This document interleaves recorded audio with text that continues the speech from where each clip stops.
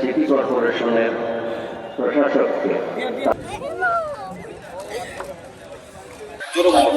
সবাইকে আজকে আমার বাবার সাথে ঈদগাহ এসে অনেক ভালো লাগছে। সবাইকে সারা বাংলাদেশের সকল মুসলিম উম্মাহ সহ সবাইকে ঈদের শুভেচ্ছা জানাচ্ছি। ঈদ মোবারক। আজকে দেখেন একটি পরিবর্তিত অবস্থায় আমরা একটি প্রাণোচ্ছ্বাসপূর্ণ, সবার মধ্যে প্রাণ ফিরে এসেছে, প্রাণোচ্ছ্বাসপূর্ণ একটা ঈদ আমরা উদযাপন করলাম দীর্ঘ বর্ষর পর। মানুষের মধ্যে যে একটা দমবন্ধ বিভীষিকাময় একটা অবস্থায় ছিল মানুষ, সেখান থেকে বেরিয়ে এসেছে। সবাইকে ঈদ মোবারক। আপনারা জানেন যে সুন্দরভাবে আজকে ঈদের জামাত এখানে সাহিত্যিয়াতে শেষ হয়েছে, পাশাপাশি আমাদের এই মেট্রোপলিটনের সব জায়গায় সুন্দরভাবে ঈদ জামাত সম্পন্ন হয়েছে।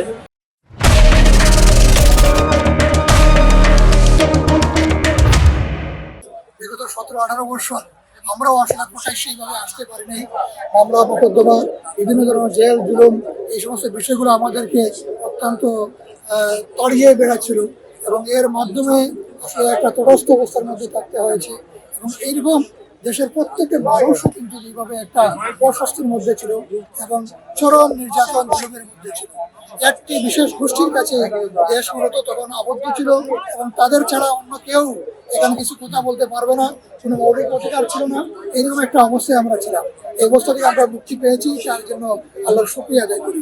পরিবর্তিত বাংলাদেশে আমরা প্রথম আজকে আমরা ঈদ উদযাপন করলাম। সবাইকে ঈদের শুভেচ্ছা। কালবেলার পরিবারকে ঈদের শুভেচ্ছা জানাচ্ছি। আমরা খুব আনন্দঘন পরিবেশে সিলেটের ঐতিহাসিক শাহী ঈদগাহ মাঠে ঈদ উদযাপন করলাম। খুবই ভালো লাগছে। হাজার হাজার লক্ষ লক্ষ মানুষ সমাগম হয়েছে। এক মাস আমাদের জীবনের নাম সীমিত রেখে আজকের এই দিনে আমাদের খুব ক্ষুণ্ণতার সাথে একটি দিন উপহার দেওয়ার জন্য ধন্যবাদ। সবাইকে ঈদ মোবারক। আলহামদুলিল্লাহ, আমরা তো সিলেটবাসী, আমরা সুন্দরভাবে ঈদ করছি।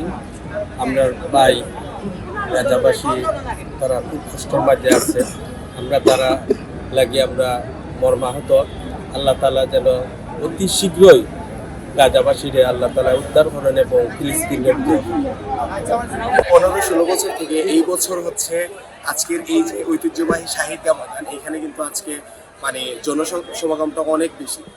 আর এটা আমরাও দেখেছি। সো আপনারা সবার কাছে আমার একটাই অনুরোধ যে আমাদের জুলাই আন্দোলনে যারা হচ্ছে শহীদ হয়েছেন এবং আহত হয়েছেন তাদের জন্য সবাই দোয়া করবেন। ময়দানে লাখো মুসলিমদের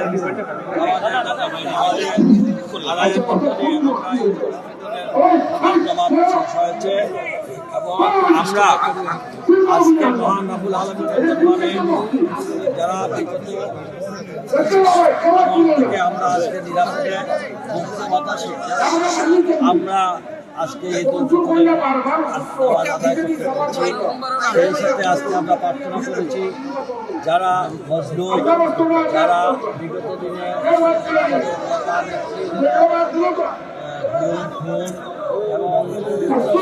রয়েছেন তাদের সকল পরিবারের প্রতি আমরা মহান রাব্বুল আলামিনের